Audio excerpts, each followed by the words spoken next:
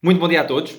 O meu nome é Francisco Costa, sou diretor da ICEP Brasil e ao longo dos próximos minutos irei discorrer um pouco sobre as consequências da pandemia e o impacto nas tendências de consumo no mercado brasileiro. Farei uma apresentação de 3 pontos. O primeiro diz respeito às consequências e o atual estado da pandemia no Brasil. Um segundo aspecto que focará no relacionamento bilateral entre Portugal e o Brasil. E, por último, perspectivas futuras, onde tentarei deixar algumas pistas sobre de que forma é que a pandemia continuará a ditar tendências para o próximo ano, em particular no setor agroalimentar, já que estamos nesta primeira Digital Agri-Food Summit. Assim, começo então por abordar a questão da pandemia. E o cenário económico brasileiro pré-pandemia apresentava um enquadramento macro de superação da crise de 2014-2017, a qual fora originada por uma combinação de choques de oferta e procura, comumente atribuídos a distintas decisões políticas equivocadas. Decisões de ordem de fatores económicos que provocaram uma redução do crescimento da economia brasileira e incerteza sobre a solvência das finanças públicas. Antes da trajetória de potencial recuperação da economia brasileira no longo prazo ser interrompida pela chegada do vírus ao Brasil, o caminho trilhado pelos agentes económicos brasileiros comportava medidas de contenção dos gastos públicos a partir de reformas e de flexibilização da política monetária. Assim, os primeiros impactos da pandemia, que de acordo com o Ministério da Saúde brasileiro teve o seu primeiro caso detectado a 26 de fevereiro em São Paulo, começaram a sentir-se logo a partir de março. Em março, começámos a notar que estes primeiros efeitos tiveram particular incidência na oferta e procura, em virtude da desaceleração da economia chinesa, posteriormente da economia europeia, que foram os epicentros, os primeiros epicentros da pandemia, e que eram, à data, respectivamente, o primeiro e terceiro parceiros comerciais do Brasil. Assim, o governo decidiu colocar em prática distintas medidas de isolamento social, das quais conseguia antecipar como impactos na economia os seguintes aspectos. Em primeiro lugar, um agravamento óbvio das condições financeiras de um modo geral, traduzidas na redução das exportações. Depois, uma queda no preço das commodities e consequente deterioração nos seus termos de troca e perturbações até, quem sabe, como se veio a verificar, aliás, a interrupção da cadeia produtiva de alguns setores. Assistimos também à queda no preço dos ativos e a uma óbvia redução no fluxo de pessoas e mercadorias. De acordo com dados recolhidos pelo Ministério da Economia, foi possível verificar que a confiança de todos os setores empresariais começou a cair a partir de março. As restrições de circulação impostas pelos municípios e estados, com o intuito de conter a propagação do vírus, começaram a ter um reflexo direto no emprego e no rendimento da população.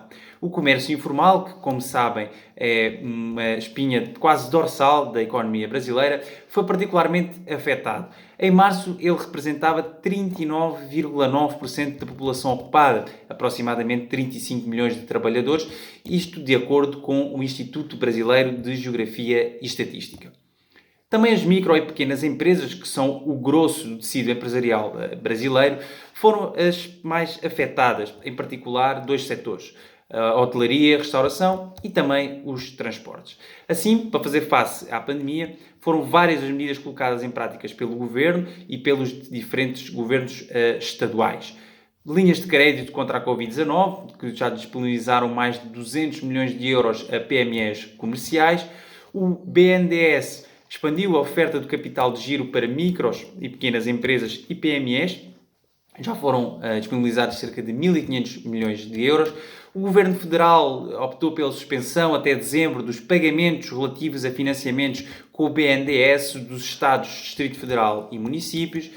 Deu-se o estabelecimento de regras para a concessão de créditos no âmbito do Programa Nacional de Apoio às Micros e Pequenas Empresas, que poderá beneficiar cerca de 6,7 milhões de profissionais independentes, micro e PMEs. Deu-se também entrada à terceira fase da concessão de créditos no âmbito deste programa para a dotação de cerca de 1.500 milhões de euros para PMEs e, ao mesmo tempo, verificou-se uma transferência para os Estados e municípios de aproximadamente 11 milhões de euros para apoio ao transporte escolar de estudantes, das redes públicas, residentes e todas as áreas rurais dos diferentes Estados. Ao mesmo tempo, assistimos à concessão de cerca de 800 milhões de euros de crédito para empreendimentos turísticos, através de um fundo particular e, claro, a principal medida ou a principal política social adotada e destinada aos trabalhadores foi o auxílio emergencial. Um benefício destinado a trabalhadores informais, microempreendedores, individuais, por conta própria e também desempregados. Este auxílio residual começou por ter um valor de R$600, sendo atualmente de R$300, e abrange 67 milhões de beneficiários, o que por si só é bem revelador da sua magnitude e da sua importância. E como tal, terminando este ciclo de o que era a economia do Brasil antes da pandemia, os efeitos práticos da pandemia e medidas tomadas para o governo, importa agora refletir um pouco sobre o atual status da economia brasileira e de todo o envolvimento da pandemia.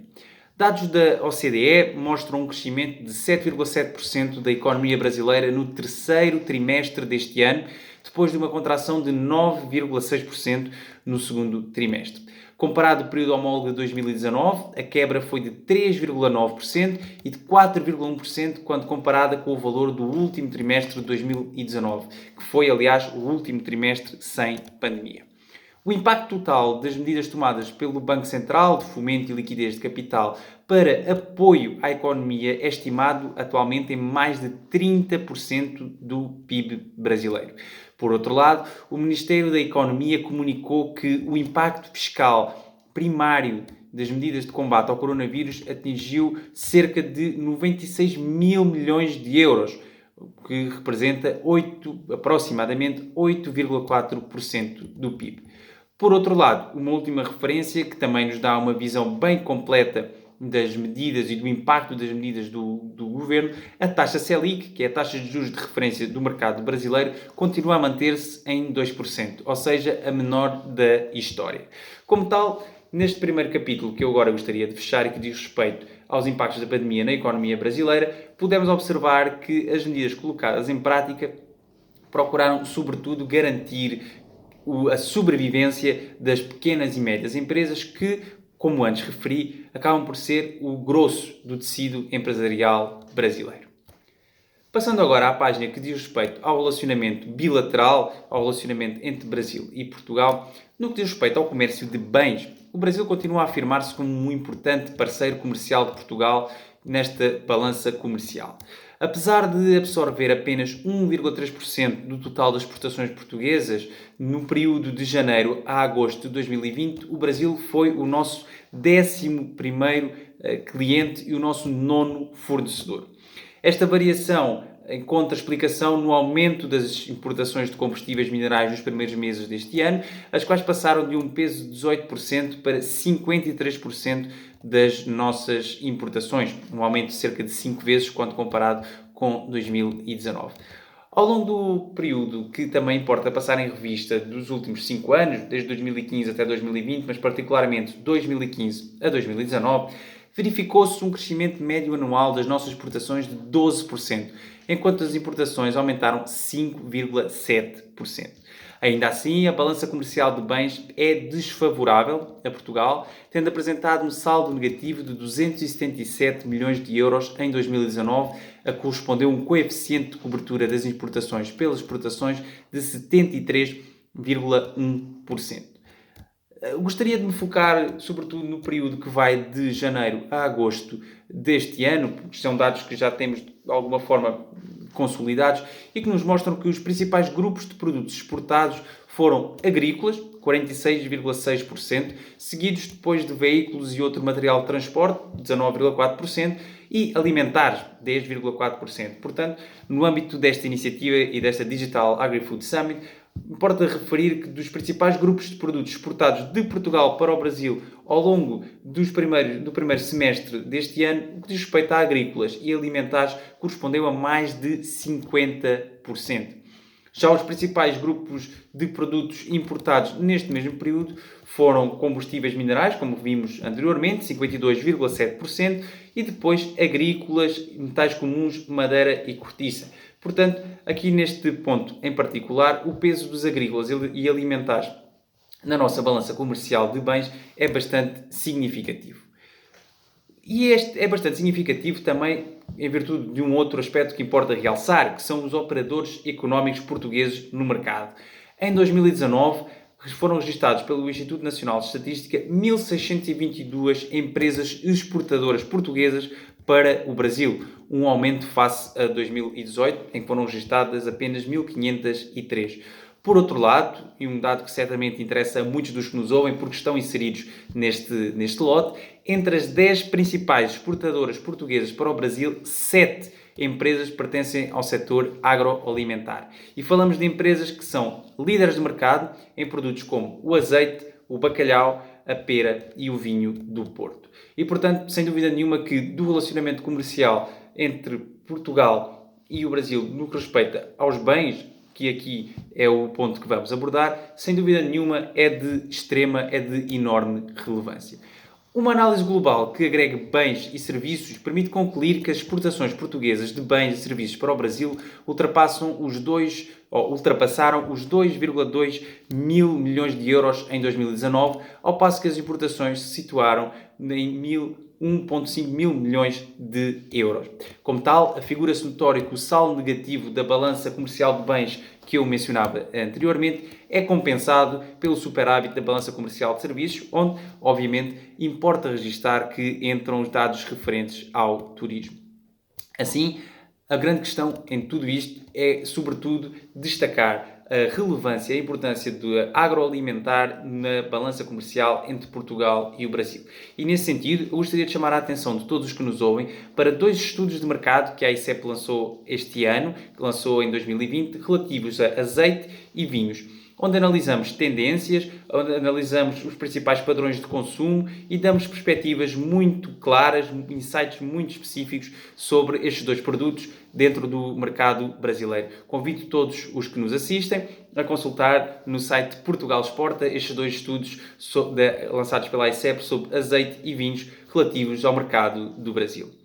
Eu vou concluir a minha intervenção falando um pouco das perspectivas futuras, que obviamente todos acreditamos, em virtude agora da vacinação, que também no Brasil irá começar, tem perspectivas de começar para dia 25 de janeiro no estado de São Paulo, que toda esta situação de pandemia se comece a alterar, ou pelo menos já temos algumas ferramentas sobre como lidar com a mesma.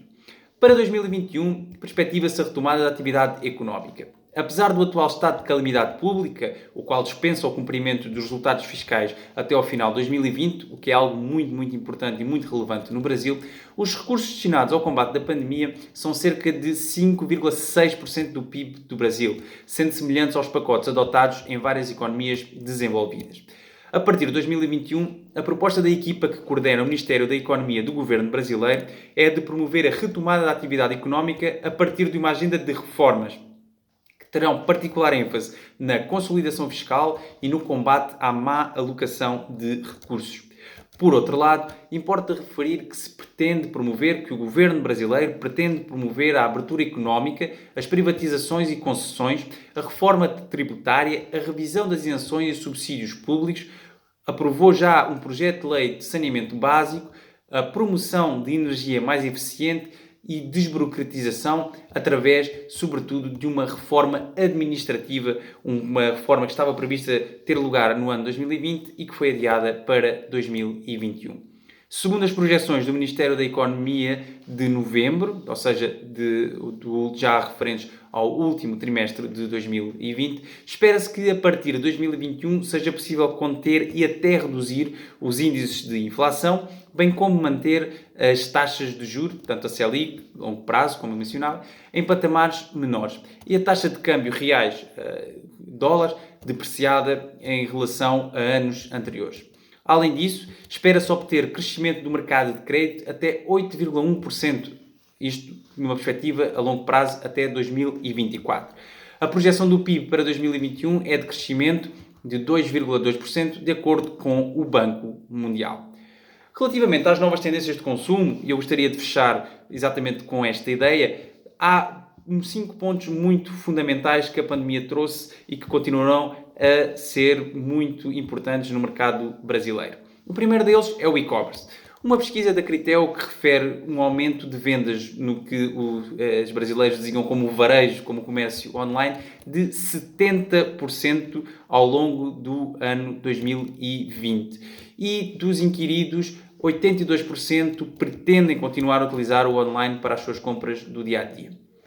Outro ponto fundamental é a fidelização e o uso de data science. O guia de tendências do Sebrae, que é o equivalente ao IAPMEI em Portugal, estima que 56% dos brasileiros compraram de alguma loja online pela primeira vez durante a pandemia. 35% descobriram pequenos comerciantes que não conheciam e 94% pretendem continuar a comprar nestas lojas recém-descobertas. Como tal, sem dúvida nenhuma, um insight que importa aqui deixar sublinhado é que é fundamental conhecer os clientes e saber o que lhes oferecer. Um outro aspecto muito relevante diz respeito à transformação digital, ao Digital First e a uma abordagem omnichannel. Um relatório da Statista mostra que a penetração de utilizadores de aplicações, de apps, para compras no Brasil deve crescer cerca de 18,6% em 2020.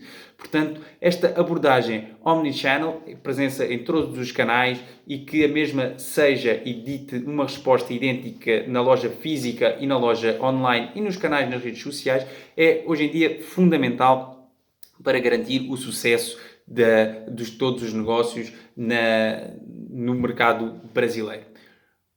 Um quarto aspecto diz respeito à sustentabilidade, economia verde e novos estilos de vida.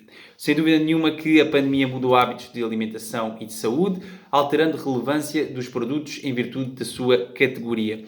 Como tal, sem dúvida nenhuma que este aspecto, no que diz respeito ao agroalimentar, é de sublinhar e de deixar em destaque.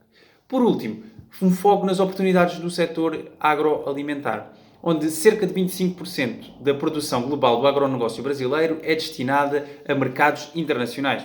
Como tal, esta situação, sem dúvida nenhuma, abre aqui portas, abre aqui uma janela a muitas oportunidades. Depois, é um mercado que, sem dúvida nenhuma, evoluiu para uma procura maior por qualidade dos produtos. E aí a qualidade dos produtos portugueses é altamente reconhecida e, sem dúvida nenhuma, que tem consumidor, tem mercado, tem segmento aqui no Brasil. E, por último, a sustentabilidade e a segurança alimentar e o uso consciente de todo o tipo de produtos agrícolas. Portanto, estes aspectos, sem dúvida nenhuma, marcam as novas tendências no mercado